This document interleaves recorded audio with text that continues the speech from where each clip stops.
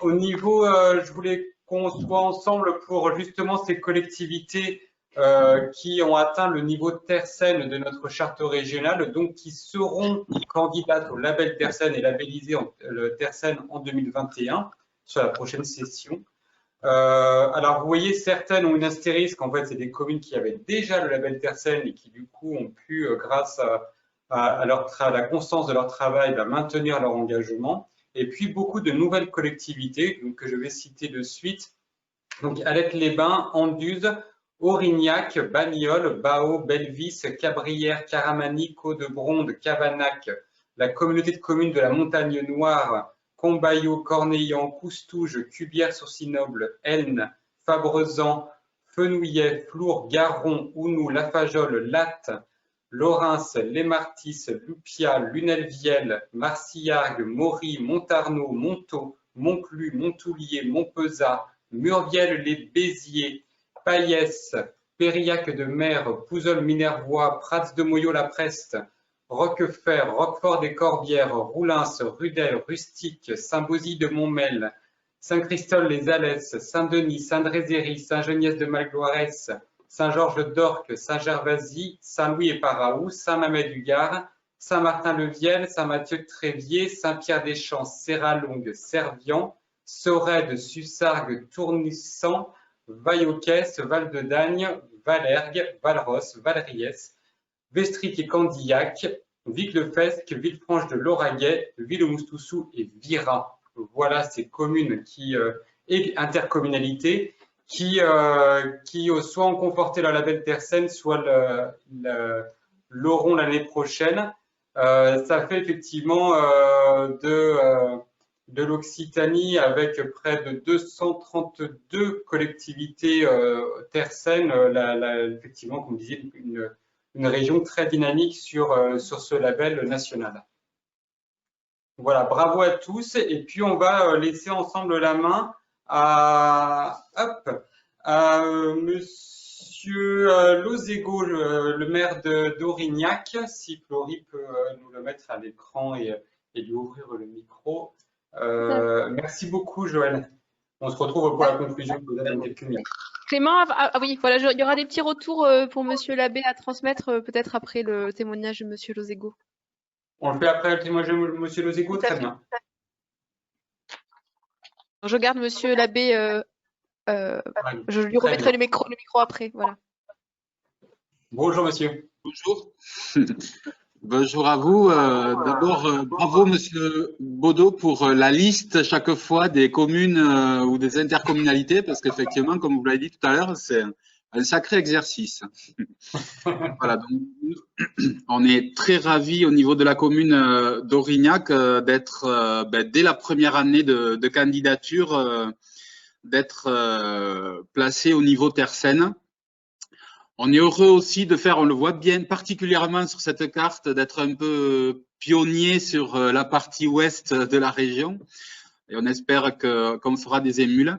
Voilà, on est particulièrement fiers et heureux de ça parce que c'est vrai qu'il y a un an, quand on a décidé de candidater et de s'intéresser au cahier des charges, on ne pensait pas du tout, voilà, on s'engageait dans une démarche qualitative et de labellisation et on pensait surtout utiliser ce cahier des charges pour faire évoluer nos pratiques et essayer de progresser. Et puis voilà, on est content que finalement déjà le travail qu'on mène depuis 5 ans, depuis 2015, soit reconnu à ce niveau-là.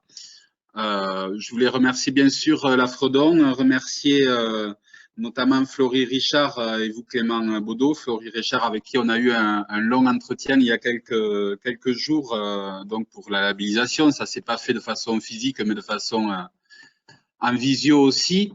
Mais bon, on a profité vraiment de ça pour voir aussi quand même encore des axes de progrès. En fait, tout ce que j'ai pu entendre là depuis le début de l'après-midi, on en est un peu le témoin. J'ai beaucoup apprécié l'intervention de Sophie Mercier du CRT parce que C'était pour moi du miel parce que c'est vraiment la politique que je souhaite porter. C'est la politique au niveau du village, c'est vraiment la notion d'accueil et de justement démontrer que le territoire, le cadre de vie pour le développement du tourisme, c'était le même que le cadre de vie de l'habitant local. Et qu'en travaillant pour les uns, on améliore le quotidien des autres. Donc, c'est ce qui nous avait fait nous insérer d'abord dans la démarche de ville et village fleuris et ensuite de travailler de plus en plus vers, donc à travers le fleurissement, mais aussi vers les bonnes pratiques, les pratiques vertueuses. Et donc, le zéro phyto, on n'utilise plus du tout de produits phyto depuis 2015, même plus dans le cimetière, même plus dans les installations sportives. Et on ne s'en porte pas plus mal, ni nous les élus, ni les agents qui manipulaient ces produits, et petit à petit, ni les habitants qui ont appris à revoir du vert, et des fleurs et de la nature au milieu du béton, comme on peut le voir sur les photos qui sont sur la droite, là où on a fait le choix délibéré de re-enherber ou fleurir des zones qui sont dites trottoirs, mais qui étaient plus trop, comment dire, plus trop en état classique et habituel de trottoir et qu'on a préféré reconvertir en zone enherbée. Voilà, c'est un peu le travail que petit à petit on mène. Je voulais bien sûr aussi m'associer à tout ce qui a été dit pour remercier Véronique Mur de son intervention qui a été pour nous aussi très appréciée et qui montre le travail qu'on a à faire lorsqu'on intervient dans l'urbain, lorsqu'on fait des aménagements et la place que l'on laisse aux végétales ou qu'on leur permet de retrouver. Voilà, c'est vrai que des fois les arbres, on utilise ça un peu comme du mobilier urbain et ça doit être complètement autre chose. J'ai beaucoup apprécié sa façon de se décentrer effectivement et de remettre plutôt le végétal au centre de la réflexion plutôt que toujours l'être humain. Voilà, en tout cas, merci beaucoup et je vous certifie qu'on va continuer le travail que l'on mène, que vous avez bien voulu noter et comment dire, et mettre en avant avec ce niveau tertiaire. Merci à vous pour votre engagement, en tout cas.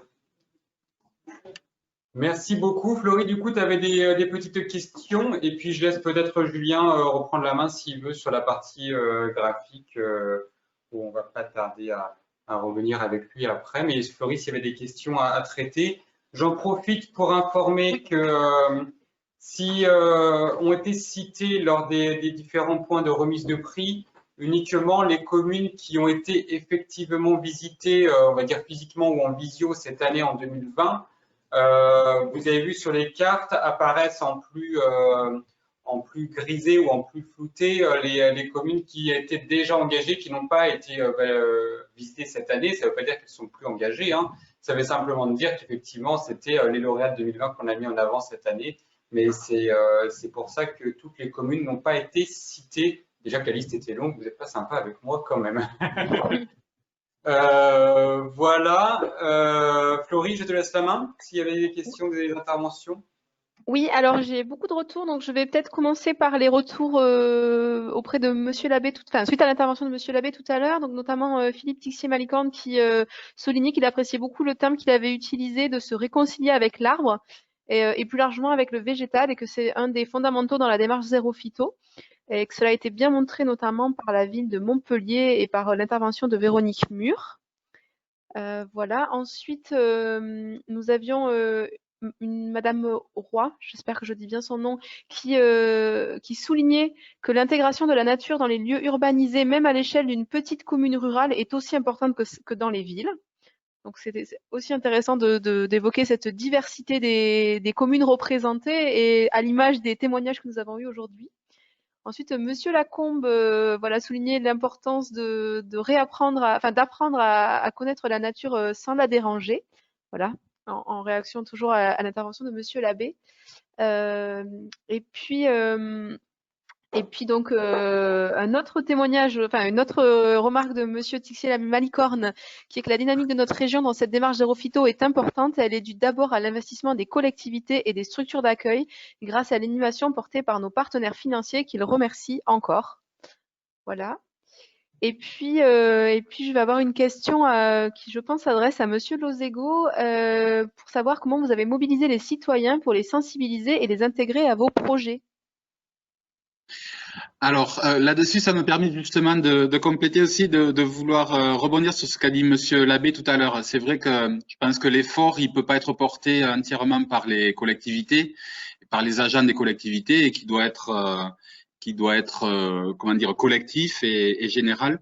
Et c'est vrai qu'au début, en 2014-2015, quand on a engagé cette démarche, à la fois de fleurissement et donc de pratiques vertueuses, on était resté vraiment sur l'action municipale et sur l'action des agents municipaux. Et puis au bout de 2-3 ans, notamment aussi parce qu'on a eu des retours des habitants, des citoyens qui voyaient qu'il y avait du changement dans cette façon de faire, on s'est dit que voilà, c'était le bon moment pour commencer à partager l'effort et à mobiliser tout le monde. Donc, il y a eu plusieurs choses qui ont été faites. D'abord, on a lancé un concours de maisons fleuries, donc où on l'a décidé, on a maintenu ça jusqu'à maintenant. On n'a pas du tout fait sur candidature. On passe partout.